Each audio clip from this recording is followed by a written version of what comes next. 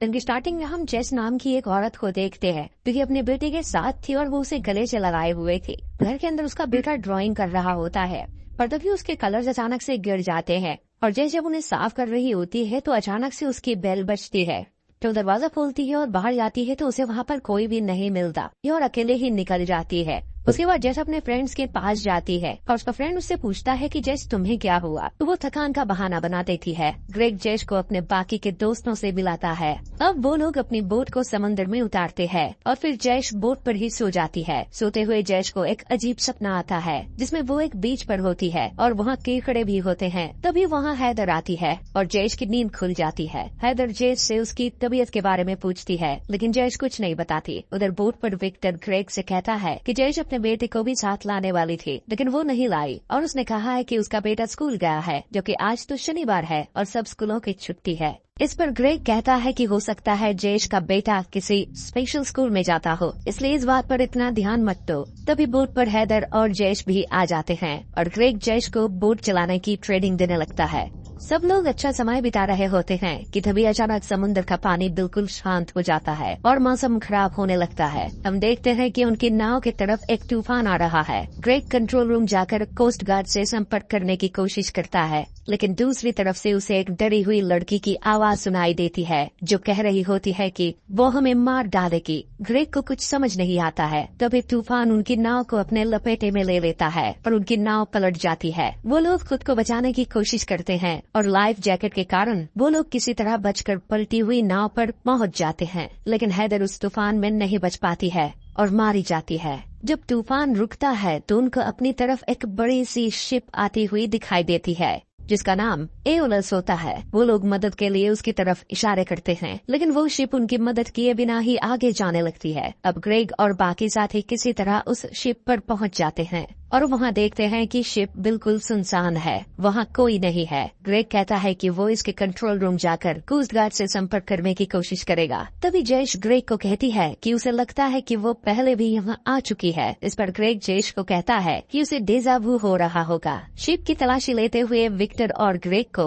एक तस्वीर दिखाई देती है जिसमें इसी शिप का फोटो होता है जिसके नीचे लिखा होता है कि ग्रीक गाथाओं के अनुसार एवलेस देवता के बेटे सिसिफस 2 बार मौत को चमका देकर बच गए थे। सिसिफस ने मौत के देवता से वापस आने का वादा किया था लेकिन वो नहीं आया। इससे क्रोधित होकर मौत के देवता ने सिसिफस से कहा कि तुम एक बड़े पत्थर को पहाड़ पर ले जाओ, अगर तुम उसे ऊपर ले गए तो तुम हमेशा के लिए अमर हो जाओगे। सिसिफस बहुत बार कोशिश करता है लेकिन हर बार असफल हो जाता है। ये सिलसिला तब तक चलता है जब तक कि सिसिफस को अपने गलती का एहसास न हो गया। जब वो लोग ये सब पढ़ रहे होते हैं तो शेली वहाँ आती है और उन्हें आगे चलने को कहती है। तभी अचानक उनको कुछ गिरने की आवाज आती है और विक्टर जब वहाँ जाकर देखता है उसे एक चाबी मिलती है जो कि जेस की होती है। उनको समझ नहीं आता है कि जब जेस उनके साथ है तो चाबी वहाँ कैसे आई। वो सोचते हैं कि ये जरूर हैदर होगी, इसलिए वो उसे खोजना शुरू करते हैं और सब एक ऐसे कमरे में जा पहुंचते हैं जहां खाने का सामान रखा होता है। वो सरप्राइज हो जाते हैं क्योंकि वो सारा खाना एकदम ताज़ा होता है। क्रेग टाइम पूछता है तो पता चलता है कि विक्टर की घड़ी 11:30 और जेस की घड़ी 8 बजे पर रुकी हुई थी। तभी ये लोग उसको देखने के लिए जाते हैं। इनके 2 फ्रेंड्स अभी भी इसी रूम में थे।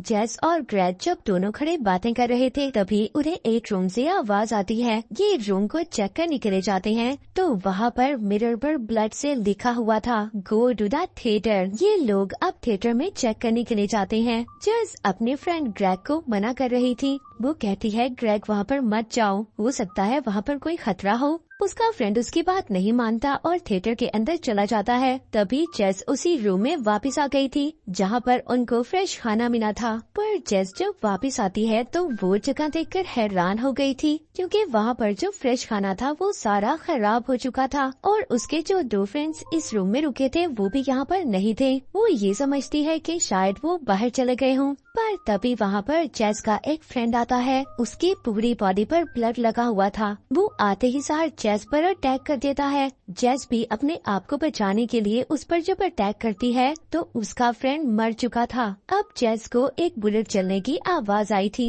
ये फौरन से भागकर थिएटर की तरफ जाती है। जब ये जाकर देखती है तो इसके फ्रेंड ग्रेग को भी किसी ने शूट कर दिया था। उसकी एक फ्रेंड बहुत ज्यादा रो रही थी और वो कहती है, जेस तुम जानती हो ग्रेग ने मरने से पहले क्या कहा था? उसने हमें बताया कि जेस ने मुझे शूट किया है। जेस कहती है कि मैंने ऐसा बिल्कुल भी नहीं किया, मैं क्यों ग्रेग को मारूंगी? तभी उसका दूसरा फ्रेंड कहता है, तुम ही तो हमारे पास उस रूम में आई थी ना, तुम्ही ने कहा था ना कि ग्रेग हमें बुला रहा है और इसीलिए हम तुम्हारे कहने पर यहाँ पर आए थे। पर जेस को कुछ भी समझ नहीं आ रहा था कि उसके साथ आखिर हो क्या रहा है। तभी वहाँ पर एक अनजान आदमी उसके बाकी दो फ्रेंड्स को भी शूट कर मार देता है। जेस वहाँ से भागती है। किलर भी जेस का पीछा कर रहा था पर अब उसकी बुलेट्स खत्म हो चुकी थी। जेस उससे बचकर भाग रही थी पर तभी वहाँ पर जेस को एक कुल्हाड़ी नजर आती है। ये उस कुल्हाड़ी को अपने पास रख लेती है। तभी वहाँ पर वो किलर उसके पीछे आ गया था। जेस उस पर अटैक करती है, उसको इंजर्ड कर देती है। उससे पूछती है कि तुम कौन हो, क्या चाहते हो? तभी उसको आवाज आती है कि वो किलर कह रहा था कि सबको मार दो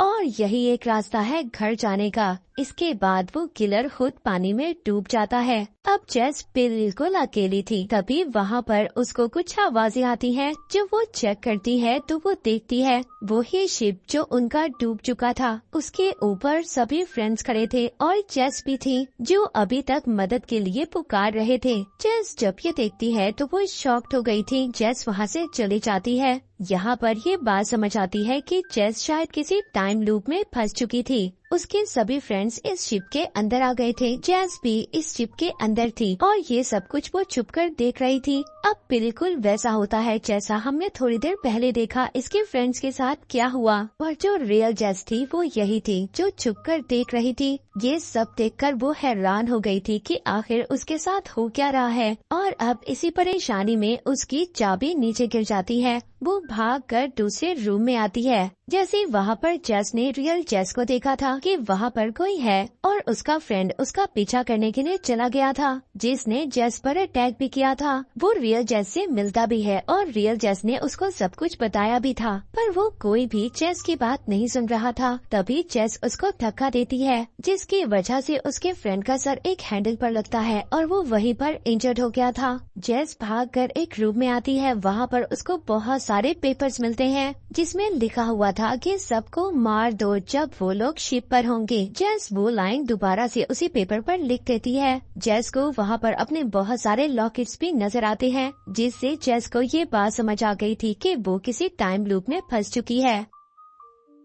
अब ये जो रियल जेस थी ये डिसाइड करती है कि ये किसी न किसी तरह इस टाइम लूप से बाहर आएगी ताकि ये अपने बेटे से मिल सके। जेस अब एक गन लेती है और सबको मारने के लिए चली जाती है। तभी उसका फ्रेंड उसके सामने आ जाता है जो इंजर्ड हो गया था मगर जेस उस पर बुलेट नहीं चला पाती। वो तभी अपनी कॉपी जेस को देखती है जो अपने फ्रेंड्स के साथ थी तो वो फौरन से चुप जाती है और उस जेस को मारने की कोशिश करती है और इसी वजह से उसका फ्रेंड वहाँ पर मर गया था। तभी हम देखते हैं ग्रेग को जिसने मारा था। जो ओरिजिनल जेस थी वो इस जेस से पहले आई थी यानी कि वो जेस ही थी जिसने उसके फ्रेंड ग्रेग को मारा था। जेस के दो फ्रेंड्स जो ग्रेग के पास थे तो उनके पास और जेस आती है। पुरानी जेस उसके दोनों फ्रेंड्स को अपने साथ ले गई थी। जब रियल जेस उनको आवाज देती है तो पुरानी जेस उनसे कहती है कि इग्नोर करो। वो दोनों को एक रूम के अंदर ले आती है और वो उस रूम में लाकर दोनों को नाइफ से स्टैब कर देती है जिसमें जेस का मेल फ्रेंड मारा जाता है। और जेस की फ्रेंड जो बच गई थी वो जल्दी से कंट्रोल रूम के अंदर जाती है और वहाँ पर रेडियो पर इन्फॉर्म करती है कि वो हमें मार रही है। और उसकी ये आवाज जेस के फ्रेंड ग्रेग ने सुनी थी जैसा हमने पहले देखा था यानी कि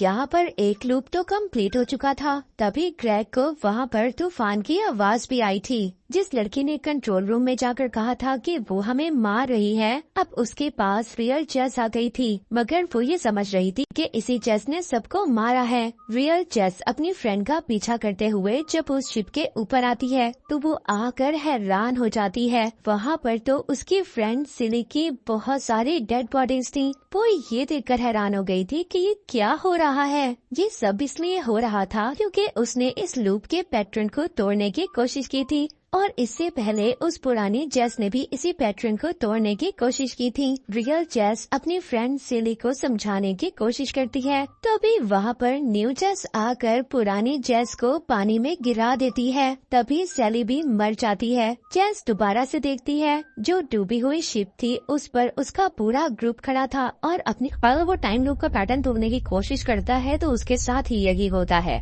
तभी वहाँ पर वो जेस आ जाती है और दोनों जेस के बीच में लड़ाई होने लगती है और जो पास्ट की जेस होती है वो तुरंत उसे पानी में गिरा देती है। इसी वजह से अभी शिप पे सिर्फ एक ही जेस बची हुई थी।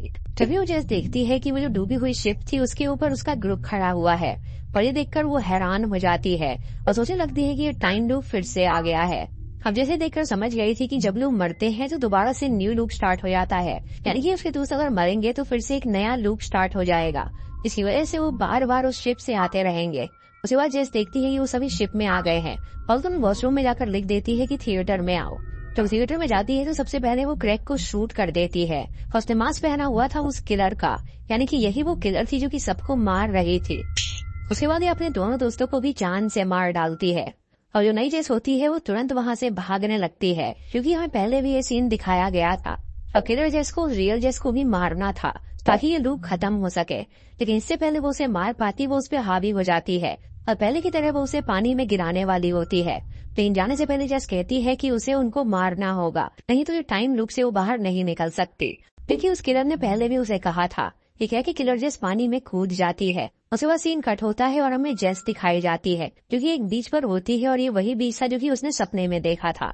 अब जेस जब बीच पर होती है तो वो तुरंत अपने घर आ जाती है और जब वो घर के बाहर आती है तो वो अपने सामने जेस को पाती है जो कि अपने बेटे को डांट रही थी। ये देखकर वो हैरान हो जाती है और समझ जाती है कि अभी टाइम लूप खत्म नहीं हुआ है।